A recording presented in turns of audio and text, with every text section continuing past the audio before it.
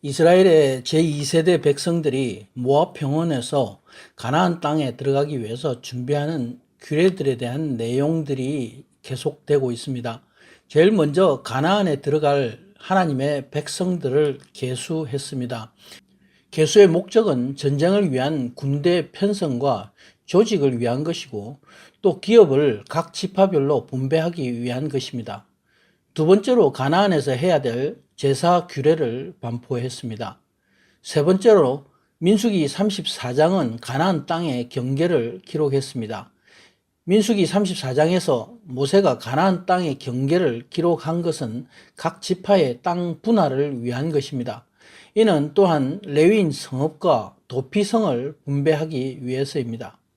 이러한 규례들은 모두 가나안에 들어가서 실행해야 될 일들입니다. 민수기 25장부터 계속된 가나안 진입을 위한 이런 준비들은 모두 하나님 나라의 백성이 갖추어야 되는 영적인 것들을 예표하고 있습니다. 가나안에 들어가는 목적이 무엇입니까? 첫째는 가나안에 우상 숭배하는 족속들을 심판하기 위함입니다. 두 번째는 하나님 나라 백성들이 하나님을 알고 교제하며 하나님을 예배하기 위한 것입니다. 이렇게 가나안 땅은 우리가 들어가야 할 하나님 나라를 예표하고 있습니다.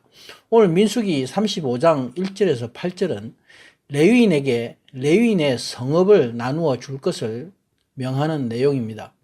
그리고 민수기 35장 9절에서 21절의 내용은 도피성에 대한 것입니다. 모압 평지에서 하나님은 모세에게 명하십니다. 이스라엘의 각 지파는 자신의 얻은 기업에서 떼어내서 레위인에게 저들이 살 성읍을 주라 말씀합니다. 또 성읍과 함께 성읍 사면에 있는 평야도 함께 주라 말씀합니다. 이 성읍들은 레위인의 거처가 될 것이며 주변의 평야는 그들의 가축과 소유하는 산업과 짐승들을 두고 관리하게 할 것이다 말씀합니다. 4절에서 5절에 구체적으로 레위인이 소유하게 되는 평야의 크기와 성읍의 수를 밝히고 있습니다. 평야의 크기는 성읍의 성벽에서 동서남북 방향으로 각각 1,000 규빗까지입니다. 여기서 2,000 규빗이라고 했는데 원문에는 1,000 규빗으로 잘못 기록된 것으로 봅니다. 다른 번역본 공동 번역과 킹 제임스 영문 번역 모두 다 1,000 규빗으로 되어 있습니다.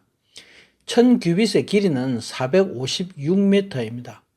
들의 폭의 길이는 길어야 성벽의 길이만큼 될 것입니다. 여기서 들은 가축의 목초지 평야를 의미합니다. 이들은 레위인들이 헌물로 받은 가축을 기르기 위해서 필요했습니다. 레위인이 받을 성읍은 48개 성읍, 그 중에서 6개는 도피성이고 나머지 42개 성읍은 거주지 성읍입니다.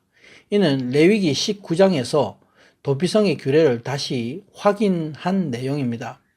그리고 모세는 신명기 18장의 내용에서 가나안 들어가기 전에 레위인의 분깃에 대한 규례를 다시 재교육하고 있습니다. 여호수아 20장에서 21장에는 민수기 35장의 이 도피성 규례대로 도피성과 함께 레위인의 살 성읍들이 주어졌습니다. 레위인의 숫자는 2차 인구조사에서 남자의 수가 23,000명입니다. 가족을 합치게 되면 6만 명 이상이 될 것입니다. 레위인에게 성읍을 주신 것은 레위인이 거주해서 살게 하기 위한 것입니다. 그러나 이는 하나님이 이스라엘 백성들의 생명을 살리시기 위해서 레위인을 선택하신 것입니다. 레위인의 직무와 제사 제도는 바로 자신의 죄와 백성들의 죄를 대속하기 위해서 하나님이 명령하신 제도와 규례입니다. 또한 가나안의 각 지역에 도피성을 명령하신 것도 죄인들의 생명을 살리시기 위해서 주신 제도와 규례입니다. 레위인과 도피성을 통해서 하나님은 우리에게 구원의 은혜를 가르쳐 주고 계신 것입니다.